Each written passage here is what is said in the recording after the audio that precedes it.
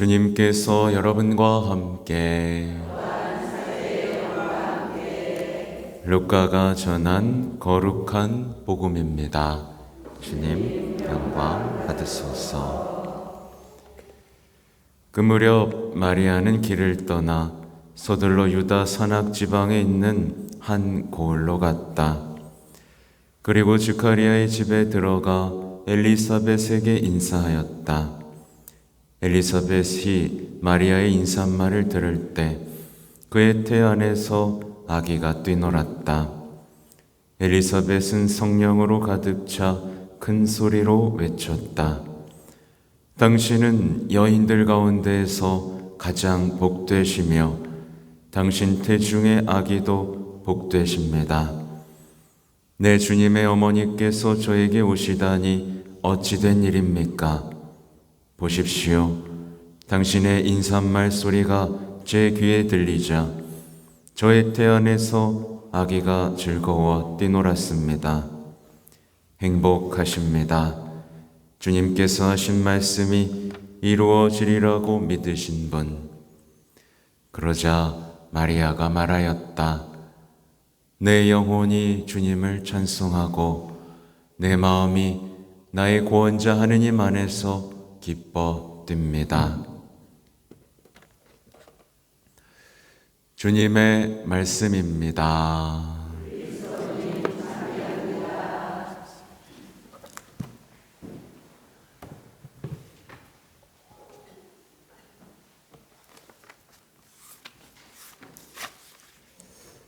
전미예수님,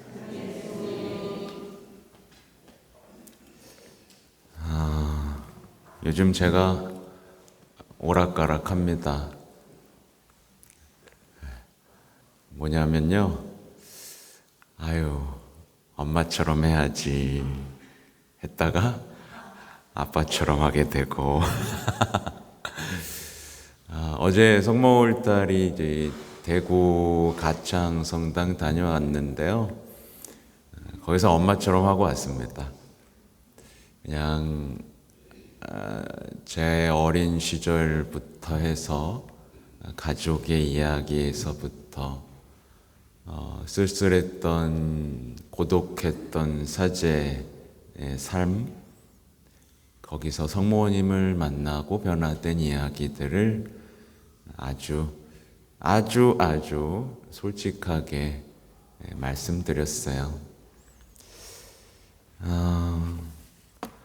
오늘은 엄마 모드로 좀 해야 되는데 아무튼 오늘 우리는요, 제가 정말 부탁드리는 게 있어요. 우리 좀 솔직해지자 이겁니다. 솔직해지자. 뭐가 솔직해지냐면 화답송 이야기 보세요. 저의 구원자 주님 안에서 제 마음 기뻐 뛰나이다. 난 이게 안 된다. 이런 거에 좀 솔직해지자는 얘기입니다. 저의 구원자 주님 안에서 제 마음 기뻐 뛰나이다.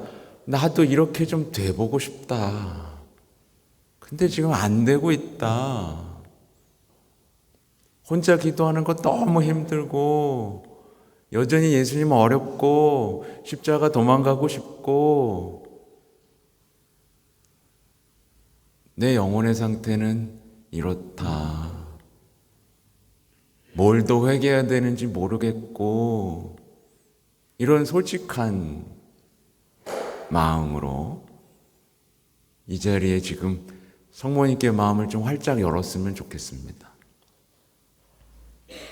이상하게 고집스러워지고 이상하게 조금만 누가 뭐라 그래도 나한테 뭐라는 것 같고 아무것도 아닌 거에 상처받고 잘하려고 해도 안 되는 나의 비참함에 대해 좀 솔직해지자. 그래 엄마가 뭘 해주실 거 아닙니까? 그죠? 그냥 괜찮은 척, 잘하는 척, 다 아는 척 이러면 엄마가 아무것도 못 해줍니다. 네. 뒤에 주차가 돼 있지만 뒤를 한번 보실래요? 제가 일부러 문을 열어놨습니다. 이건 교황님이 말씀하시기도 했고 메주고리에서도 이루어지는 건데 자연 속에서 좀 기도하자라는 초대가 있었기 때문이에요. 우리는 자연 속에서 배웁니다. 나의 신앙은 정말 뿌리를 내리고 있나? 나의 신앙 혹시 뿌리째 뽑혀 있지 않나? 뿌리째 뽑혀서 이렇게 바닥에 널브러지면 열심히 해도 어떻게 돼요? 말라 비틀어지거든요. 나는 이 자연 속에서 아무런 침묵 속에서 자라는 나무들처럼 나도 그렇게 고요와 침묵 속에서 사랑을 느끼며 자라나고 열매 맺고 꽃 피고 있나?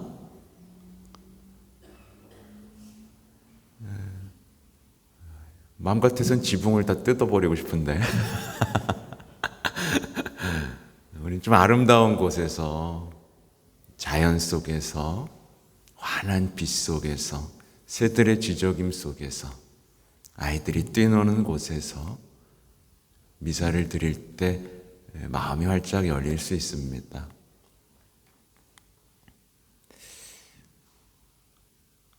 오늘 화답송의 내용에서도 그런 거예요. 나를 계속 올리시고 계시고요. 높이시고 계시는 그 주님의 손길을 느낄 수 없는 신앙은 너무 힘들거든요. 그죠? 힘들어요. 이건 제가 경험한 거예요. 제가 어제도 얘기했지만 저 굉장히 열심히 했습니다. 근데 하나도 안 기뻤어요. 하나도 안 기뻤다고요. 느낄 수가 없었다고요. 그땐 제가 뭘 회개해야 되는지도 몰랐다고요. 네. 그 따뜻한 사랑을 느낄 수가 없는 그 막막함의 신앙에서 여러분을 구해드리고 싶어서 이렇게 성모님에 대한 얘기를 많이 하고 있습니다. 여러분이 마음을 좀 여셨으면 좋겠어요.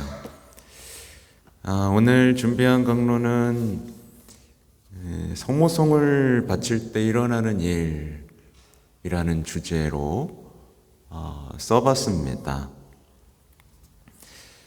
우리는 성모송을 바치면서 성모님과 인사를 나누게 됩니다. 엘리사벳에게 벌어진 일은 우리에게도 벌어집니다. 언제요? 성모송을 바칠 때요.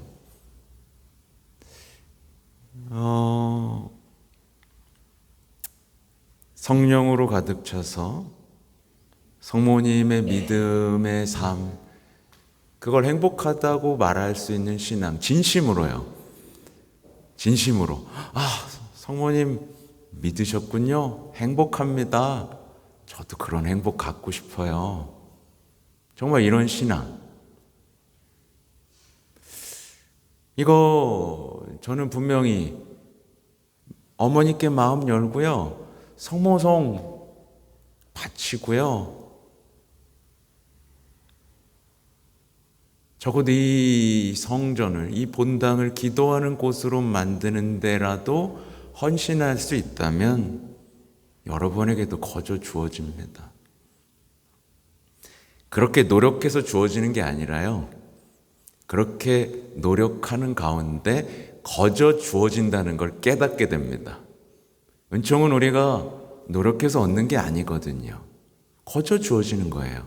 다만 우리의 노력이 필요한 건 거저 주어져도 못 받기 때문에 우리의 병든 마음, 어떤 철옹성 같은 벽을 허무는 노력이 필요하다는 얘기입니다. 그죠? 성모성을 통해서 우리는 우선 성령 하느님을 만납니다.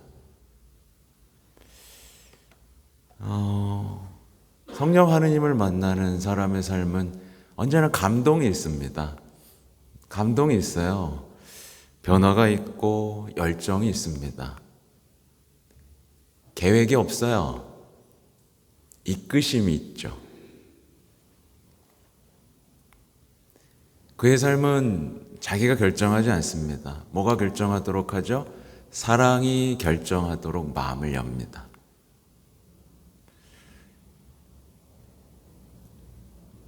삶이 변화되고 내 어둠에 빛이 드는 체험을 하는 것, 이게 성령 하느님을 만난 그리스도인의 삶이고요. 우리가 잃어버린 신앙입니다. 또 성모님을 통해 우리는 정말 예수님이 그리스도가 살아계심을 고백하는 신앙을 얻게 됩니다. 얻고 싶죠, 여러분? 그죠? 간절하지 않습니까? 이런 거예요.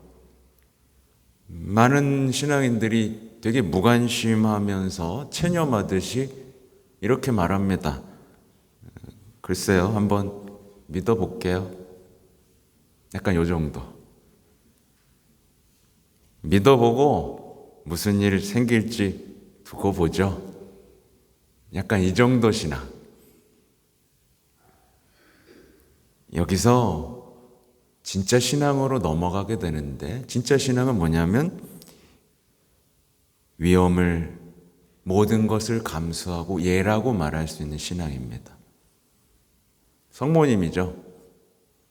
성모님이 예수님을 잉태하게 됐을 때 그래 한번 해보죠 뭐 이렇게 했나요? 에휴 그래요 뭐 엄마 돼보죠 뭐 약간 이랬나요? 아니에요. 용감하게 위험을 무릅쓰고 아무런 뭐 안전장치에 대한 요구 없이 예라고 했습니다. 이게 신앙이죠. 한번 믿어보죠. 뭐 무슨 일 생기겠죠. 이건 신앙이 아니에요. 그죠? 여기서 예의 신앙으로 넘어갈 수 있게 됩니다. 또 어떤 신앙으로 넘어가게 되냐면 우리 보통 저 같은 사람이라는 말 자주 하죠. 그죠? 저 같은 사람이라고 자꾸 낮추는 건 괜찮은데 보통 저 같은 사람이라고 하면서 도망갑니다. 그죠? 그러다가 자기가 얼마나 위대한 부르심 속에 있는지를 까먹죠. 그리고 어떻게 살아요? 남들만 모방하면서 삽니다. 밖에서는 연예인들 따라하고 좀 행복해 보이는 사람 따라하고 또 성당 와서는 누구 따라하죠? 성인들 따라해보고 좀 행복해 보이는 사람 따라합니다. 그건 인생이 아닙니다. 누가 그렇게 살으라 그랬죠? 아니에요. 신앙은 성덕이라는 위대한 부르심에 응답하는 것이고 그것에 응답할 때 온전히 자기가 되는 겁니다. 이에 대해서 교황님이 아주 멋진 말씀을 남겨주셨어요. 이렇게 말씀하셨어요. 여러분의 삶은 다른 이들에게 영감을 주는 선구적 자극이 되어야 하고 이 세상에 어떤 흔적, 곧 자신만이 남길 수 있는 고유한 흔적을 남겨야 합니다. 여러분이 단순히 다른 이들을 모방한다면 이 세상과 하늘나라에서 여러분이 아니면 그 누구도 할 수 없는 기여를 놓치게 되는 것입니다.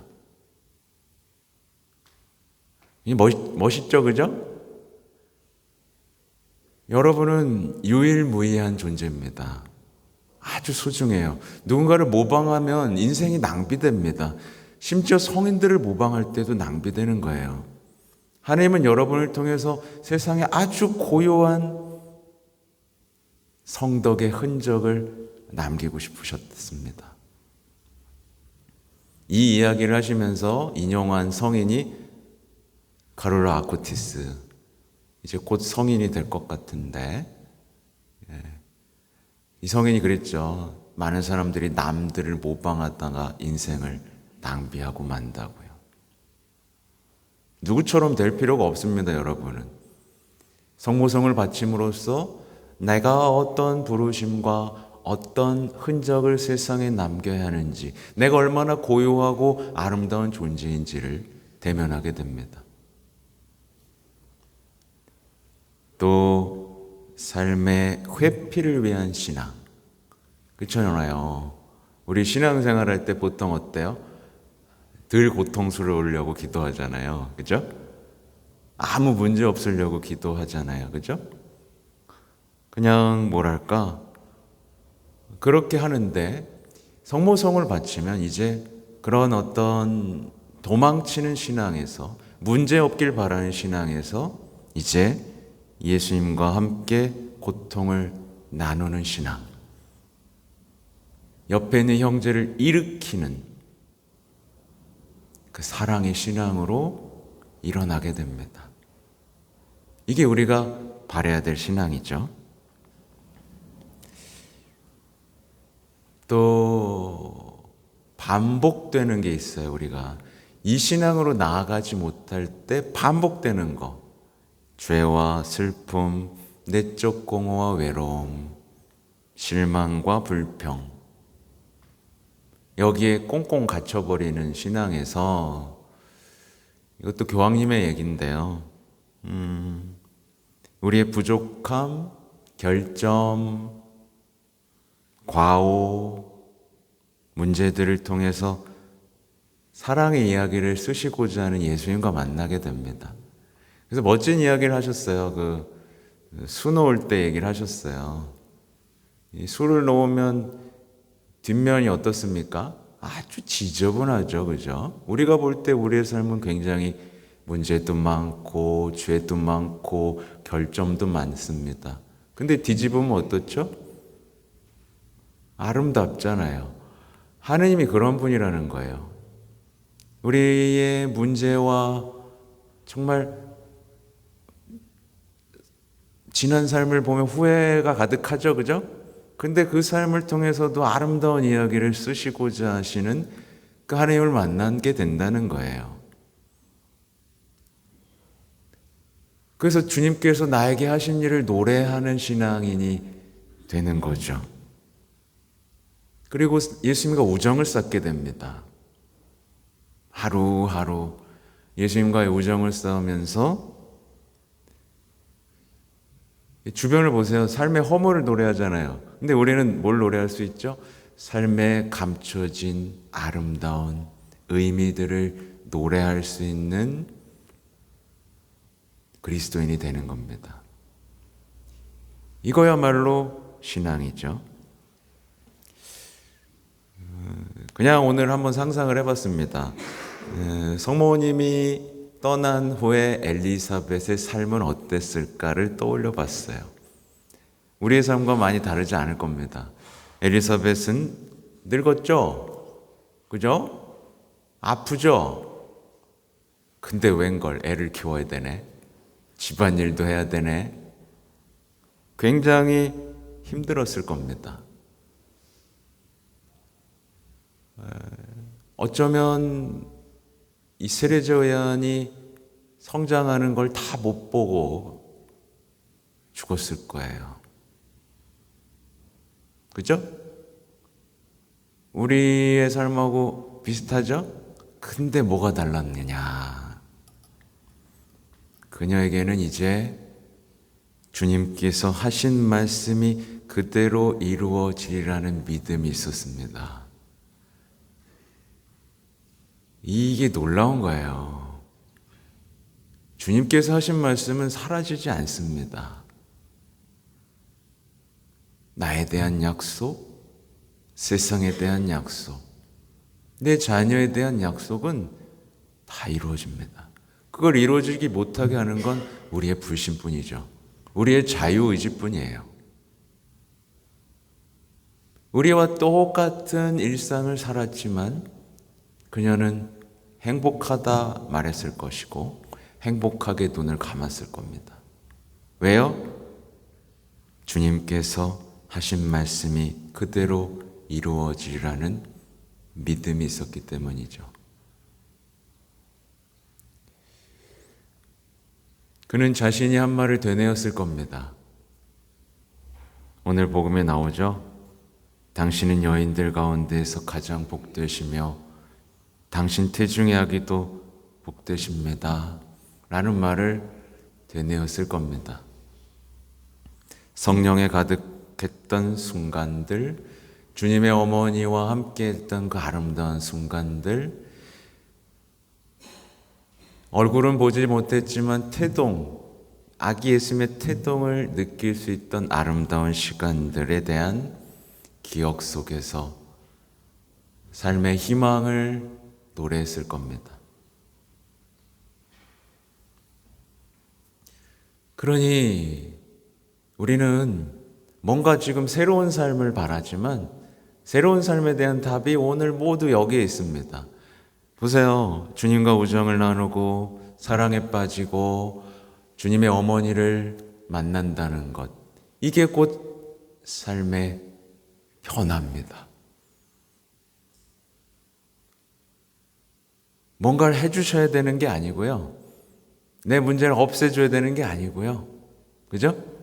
그게 아니라 그 만남, 우정, 사랑, 이것이 우리 삶의 진정한 기쁨이고 행복입니다. 이 아름다운 신앙을 빼앗기면 안 됩니다, 여러분. 지키고 있습니까?